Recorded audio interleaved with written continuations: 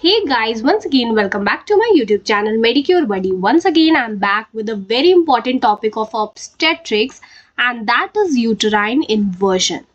Friends, मैंने बहुत सारे obstetrics के almost जितने भी टॉपिक डीसी दत्ता की टेक्स्ट बुक में हैं वो सारे कवर किए हुए हैं with the help of handwritten notes. तो प्लीज आप एक बार प्लेलिस्ट सेक्शन जरूर विजिट करिएगा. I am sure you will find many useful topics there. ठीक है, यूट्राइन इन्वर्जन होता क्या है? यूट्राइन इन्वर्जन एक कंडीशन होती है, टर्म से भी आपको पता चला होगा. यूट्राइन मतलब यूट्रस का, इन्वर्जन मतलब उल्टा हो जाना. तो इनसाइड आउट जो टर्निंग हो जाती है यूट्रस की, this condition can be termed as uterine inversion.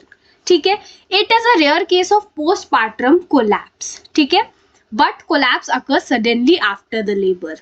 तो ये रेयर कॉज होता है पोस्टपार्टम कोलैप्स का और ये ज्यादातर कब होता है? After the labour. अक्यूट होता है ऑनसेट में. अब इसकी इटियोलॉजी की अगर हम बात करें तो देखिए, there are 3 stages of labour, जिसमें जो थर्ड स्टेज होता है वो जब फीटस, ठीक है, डिलीवरी ऑफ फीटस हो जाने के बाद से जब प्लेसेंटा की डिलीवरी होती है तो उस चीज को हम क्या कहते हैं? We call it third stage of labour. तो थर्ड स्टेज ऑफ लेबर में प्लेसेंटा निकलता है बाहर. तो अगर मिसमैनेजमेंट हो गया उस स्टेज ऑफ लेबर का तो ये मोस्ट कॉमन कॉज होता है कि यूट्रस इन्वर्ट हो जाए. ठीक है, कई बार कैसा होता है कि एक एक्टिव मेथड होता है क्रीड मेथड. ठीक है, क्रीड मेथड में जब कॉर्ड ट्रैक्शन के थ्रू प्लेसेंटा खींचा जाता है तो कई बार यूट्रस भी उसके साथ खिंच जाता है. और देखिए, आप यहाँ पर देख रहे होंगे इस इमेज में, देखिए यहाँ पर डिम्पलिंग हुई है. ठीक है, यूट्रस होना कैसा चाहिए? नॉर्मल यूट्रस की अगर हम बात करें तो वो कुछ ऐसा होना चाहिए. ठीक है, अगर इसमें एक डिम्पलिंग हो गई so this is the first degree of dimpling. Second degree, अगर जैसे प्रोलैप्स होता है ना, और बाहर और गड्ढा हो गया यूट्रस में, यहां पर कहीं प्लेसेंटा लगा हुआ होगा और इसको इस तरफ खींचा गया. ठीक है, प्लेसेंटा की कॉर्ड के through, that is the umbilical cord. तो ये एक बार ये फर्स्ट डिग्री है डिम्पलिंग की. Next is this is the second degree which is known as partial dimpling and this is the third degree जब जो फंडस है this is protruding through the vagina या फिर इंट्रोइटस. ठीक है, तो यहाँ पर fundus protrudes through the internal os से तो बाहर रहता है फंडस, लेकिन वेजाइना से बाहर नहीं रहता.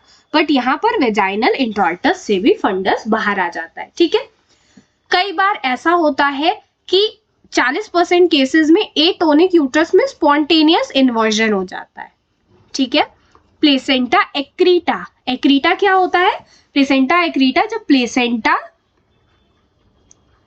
प्लेसेंटा इन मायोमेट्रियम,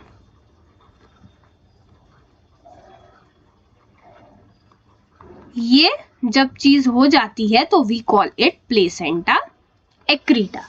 ठीक है, तो इसमें भी हो सकता है ये, but it is a rare cause. ठीक है, अब हम इसकी क्लिनिकल फीचर्स की बात करते हैं.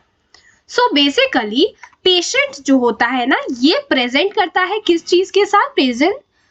Patient presence with shock immediately after the delivery. होगा ही ऑब्वियसली, जब यूट्रस ही इन्वर्ट हो गया है तो पेशेंट शॉक में जा सकता है. शॉक जो है वो न्यूरोजेनिक भी हो सकता है और बाद में हीमरेजिक भी हो सकता है, क्योंकि यूट्रस इन्वर्जन होने के बाद क्या हो जाता है? एटोनिक, उसमें मसल टोन का लॉस हो जाता है.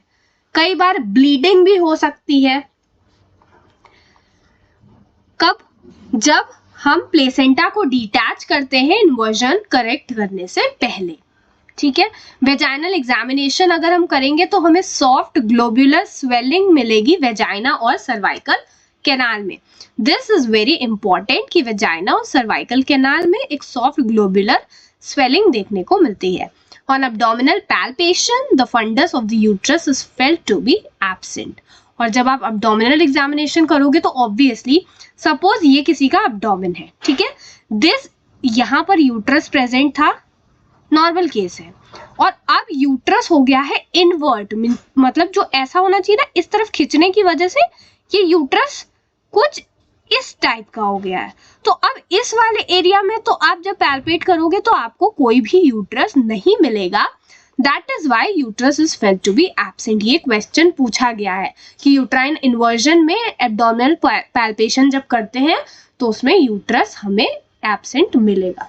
ठीक है, अब मैनेजमेंट की अगर हम बात करें तो रिससिटेशन और रिप्लेसमेंट कर सकते हैं हम इन्वर्टेड यूट्रस का।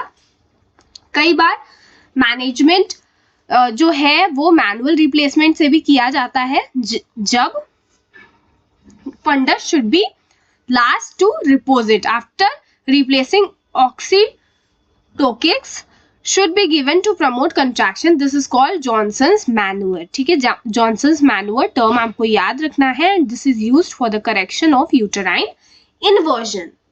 ठीक है, एक होता है हाइड्रोस्टैटिक ओ सुलिवियन मेथड।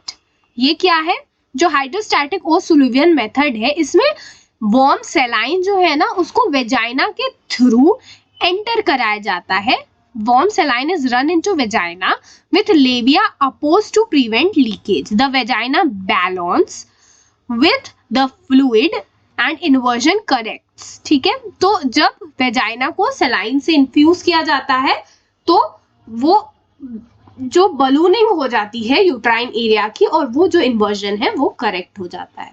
कई बार सर्जरी भी जरूरी हो जाती है ऐसे प्रोसीजर्स में। ठीक है, so friends, this is it about today's session in which we have discussed uterine inversion. I hope I made you all understand. कोई भी डाउट हो तो आप मुझसे कमेंट सेक्शन में पूछ सकते हैं। Feel free to ask questions और मुझे आप ये भी बता सकते हैं कमेंट सेक्शन में कि और कौन कौन से ऑब्स्टेट्रिक्स और गायनेकोलॉजी के टॉपिक्स हैं जो मैंने अभी तक अपलोड नहीं किए हैं, वो भी मैं जल्दी से जल्दी अपलोड करने की कोशिश करूंगी। And yeah, this is it. I hope I made you all understand. See you in the next one. Till then, happy learning.